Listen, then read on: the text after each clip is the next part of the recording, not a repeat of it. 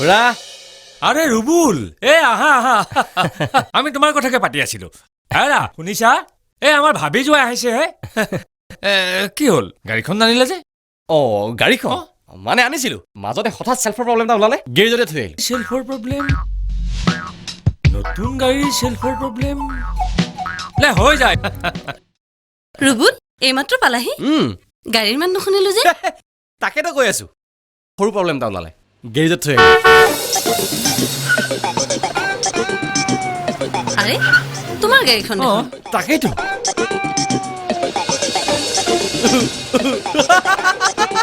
কলিতা দা আহিছে তাৰমানে মই ইয়াত থকা বুলি গম পাই তেওঁ গেৰেজৰ পৰা গাড়ীখন লৈ আহিছে আচ্ছা খুৰা তেওঁক আপুনি বাহিৰৰ পৰা খেদি দিব কিয় সি মাহিৰক বেয়া নাপাতো বুলি কয় হয় নেকি আৰু কিবা কথা ক'ব খুজিলে একেবাৰেই নুশুনিব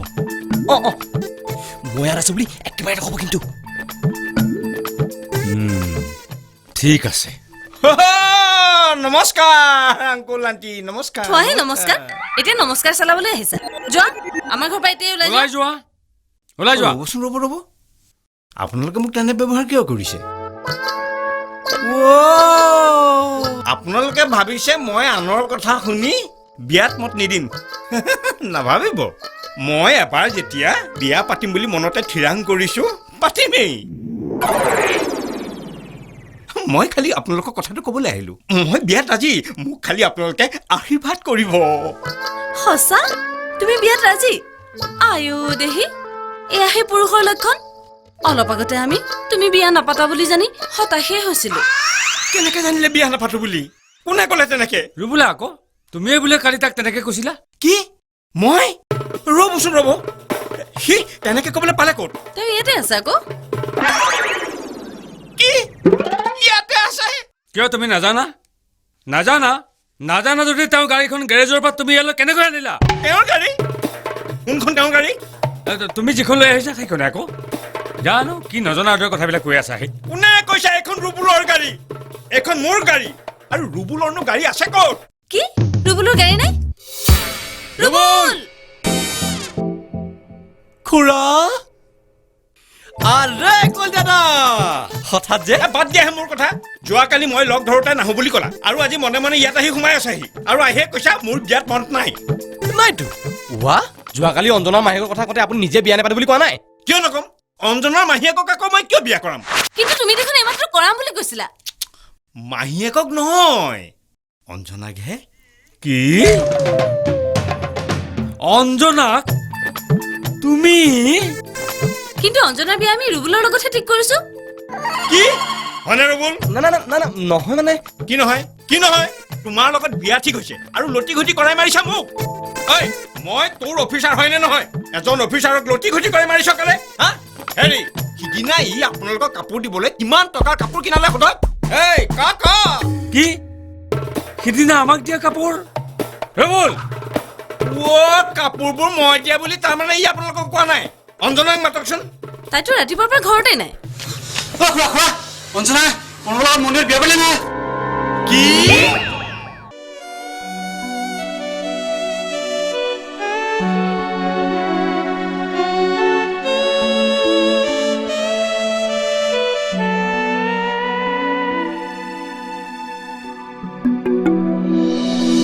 আৰে দৰ্জাখনটো বন্ধ কৰি গৈছিলো কোনে খুলিলে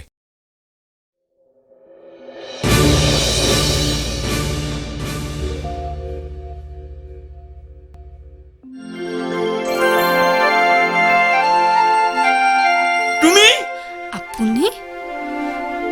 এইটোতো মোৰ ঘৰ কইনাৰ সাজত তুমি ইয়াত কেনেকে এইটো আপোনাৰ ঘৰ কেনেকে হ'ল হে এইটো মোৰ ঘৰ মই আপোনাক ভাড়ালৈ দিছো হয় আৰু শুনক মোৰ এই ভাগিন ল'ৰাটোৱে লৈ আহিছে হা ঘৰত মাক দেউতাকে গালি দিবৰ কাৰণে ইয়ালৈ লৈ আহিলে আৰু আপুনি নথকাৰ কাৰণে মই ইহঁতক ইয়াত থাকিবলৈ দিছো অঞ্জনা এইটো লোৱা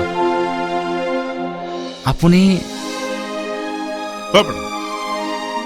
মই এখেতক এইটো ঘৰ ভাড়ালৈ দিছো তই আকৌ কেনেকে জান নহয় মই এওঁলোকৰ ঘৰত লগ পাইছিলো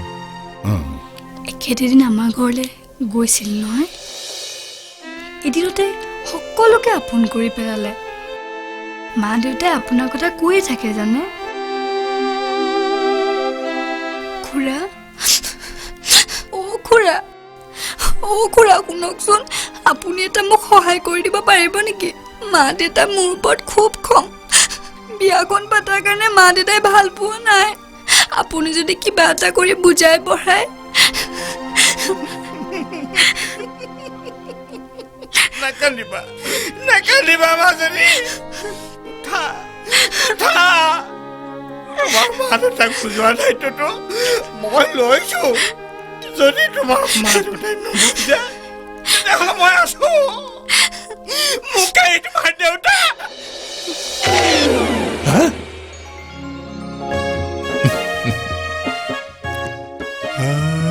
কি কৈ পেলালো